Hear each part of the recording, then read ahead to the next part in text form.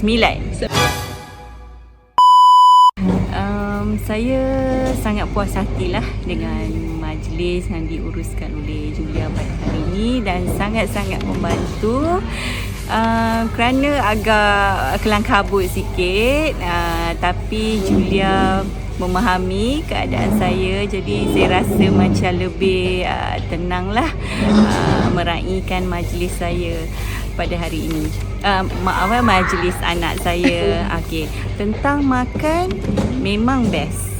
Saya berpuas hati dengan masakan yang Julia uruskan lah, dan apa-apa yang berkaitan dengan majlis ini sangat Julia sangat beri respon yang terbaik untuk saya. Jadi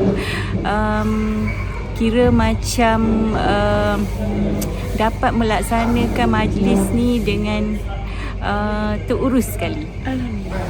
Itu sajalah. Itu saja. Terima kasih Puan. Kalau daripada rate 10 berapa agak-agak Puan boleh bagi kami?